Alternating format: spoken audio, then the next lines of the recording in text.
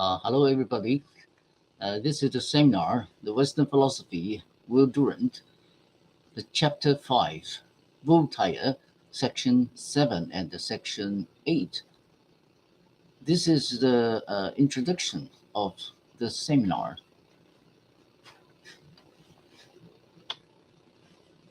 The seventh section, the Encyclopedia and the Philosophic Dictionary. First, the religious evolution. There are some philosophers in Voltaire's time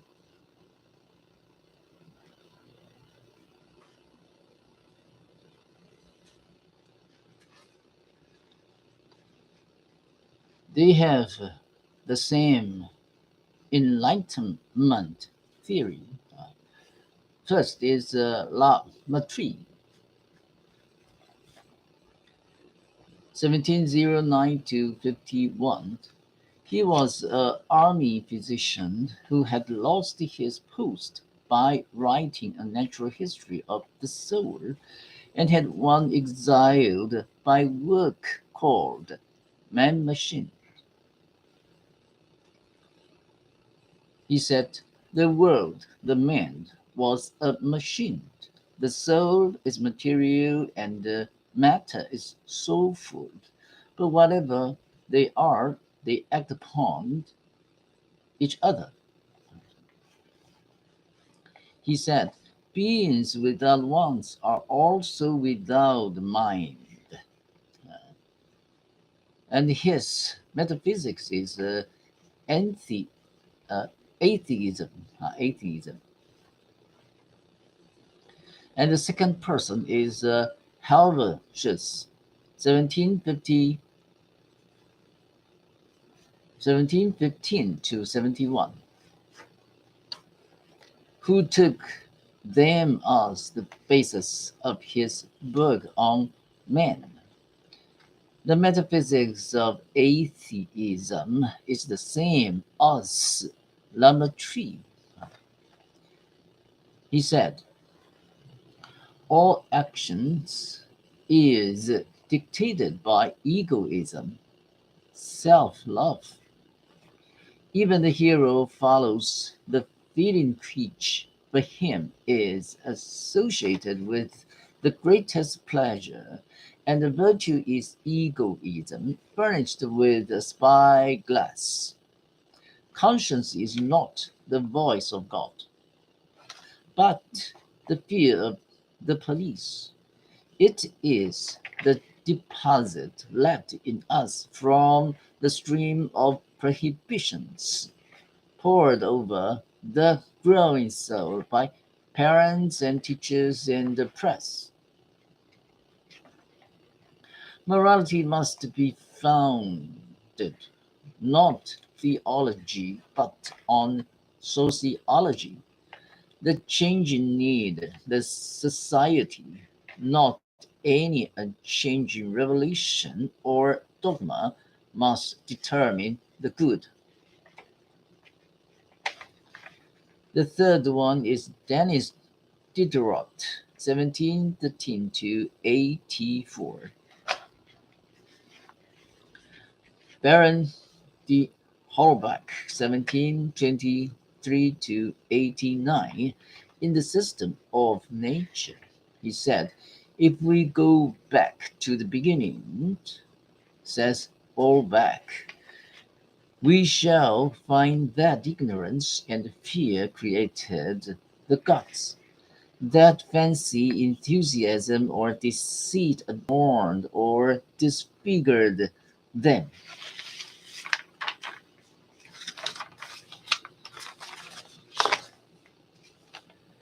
That weakness worships them, that credulity preserves them, and that custom respects and tyranny supports them in order to make the blindness of man serve its own interest. Believing God, said Diderot, is bound up with submission to autocracy. The two rise and fall together. Man will never be free till the last king is strangled with the entrails of the last priest. The earth will come into its own only when heaven is destroyed. Materialism may be an oversimplification of the world. All matter is probably instinct with life, and it is impossible to reduce the unity of consciousness to matter and motion. Industry will make for peace, and knowledge will make a new and natural morality. These ideas were disseminated through the great encyclopedic which Diderot and the Al- Alambert they issued. Diderot's comrades abandoned him, but he worked on angrily, invigorated by his rage, to compose encyclopedia. Voltaire was invited to be their leader. They asked him write articles for their great undertaking, and he responded with a facility and a fertility which delighted them.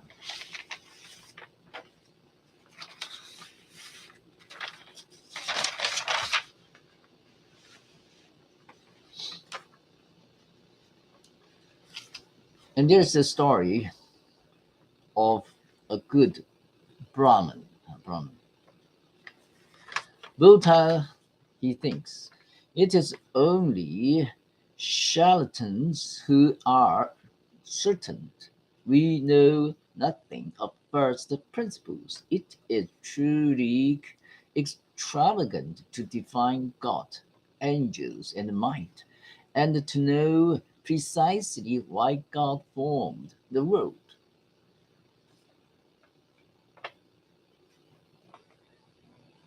Voltaire, he told us the story of the good Brahman.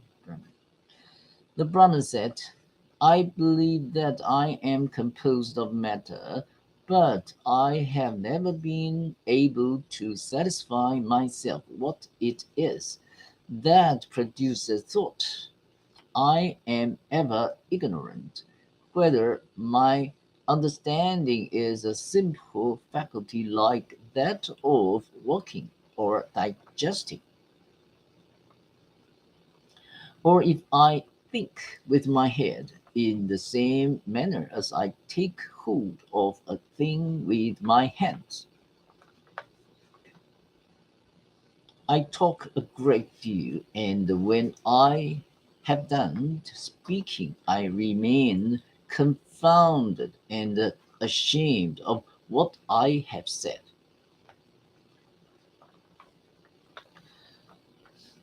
Buddha asked the Brahmin because he had talked with a woman who is the neighbor of the Brahmin. Buddha said, are you not ashamed to be thus miserable? Not 50 yards from you there is an old woman who thinks of nothing and lives contented. The woman is not surprised at everything because that is the Vishnu, the Indian god who controlled the world and changed the world. What she wishes is to have a water from the river Gang and to clean his body, his soul. That is his happiest wishes.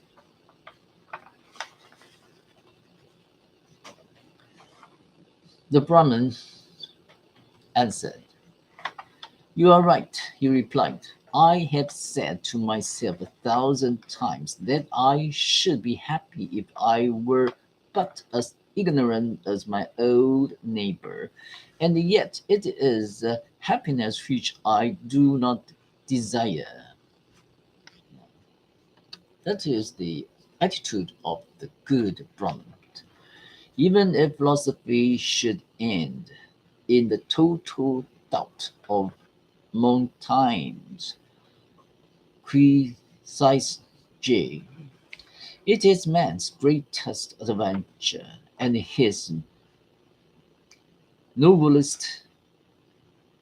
Let us learn to be content with modest advances in knowledge, rather than be forever weaving new systems out of our mendacious imagination.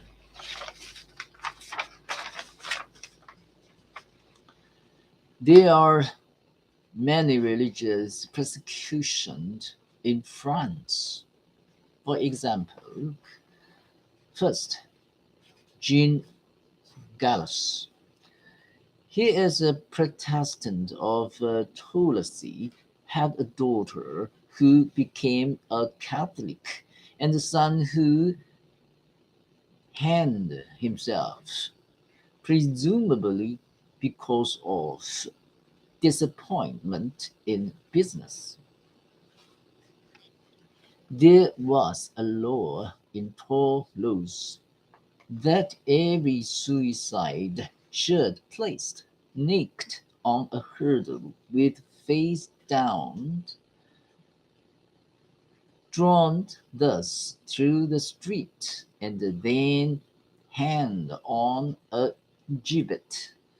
The father, to avert this, asked his relatives and his friends to testify to a natural death. In consequence, rumor began to talk of murder and to hint that the father had killed the son to prevent his imminent conversion to Catholicism. Glass was arrested, put to the torture, and died soon after 1761. His family, ruined and hunted, fled to Ferney and sought the aid of Voltaire. He took them into his home, comforted them, and marveled of the strong story of medieval persecution which they told.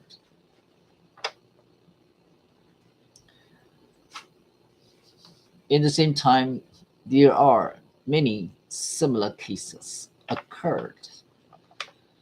Voltaire became a thoroughly serious man. He said, "It is rather the country of the massacre of Saint Bartholomew. This tyrannous injustice lifted him up. He ceased to be merely a man of letters and became a man of action. He laid philosophy for war, or rather turned his philosophy into dynamite. He stirred the soul of France against the abuses of the church.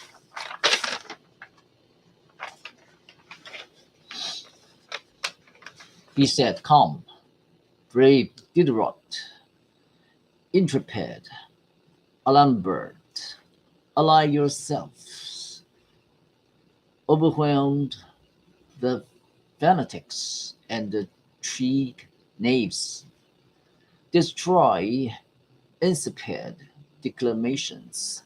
The miserable sophistries, the lying story, the absurdities without number. Do not let those who have sense be subjected to those who have none. And the generation which is being born will owe to us its reason and its liberty. He sent out his treatise on toleration.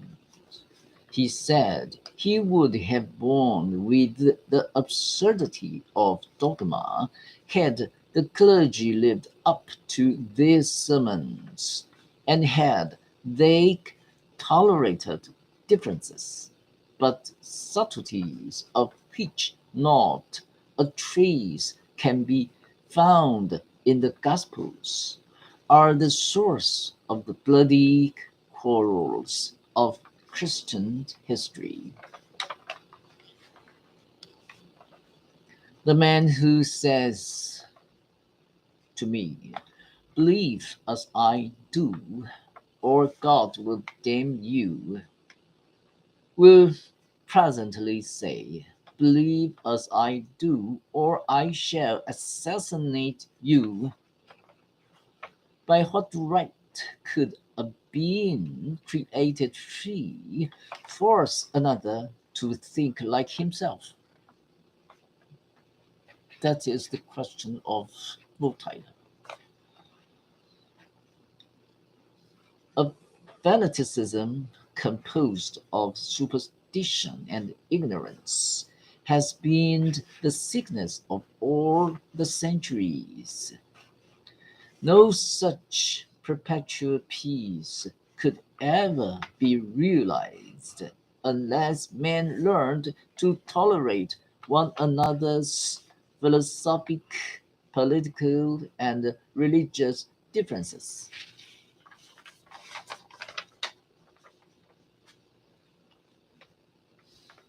The very first step towards social health was the destruction of the ecclesiastical power in which intolerance had its root.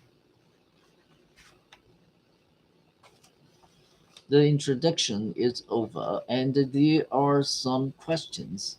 First, why philosophers they criticize the Catholicism and the Christianity in the Enlightenment times? The second, God make man or man make gods? Which one is correct? The third, what is soul and what is consciousness? Are they matter or not? The fourth, what is God and what is angel? The fifth, what why Catholicism oppose Protestant?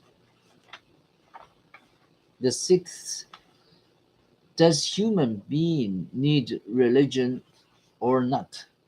Why?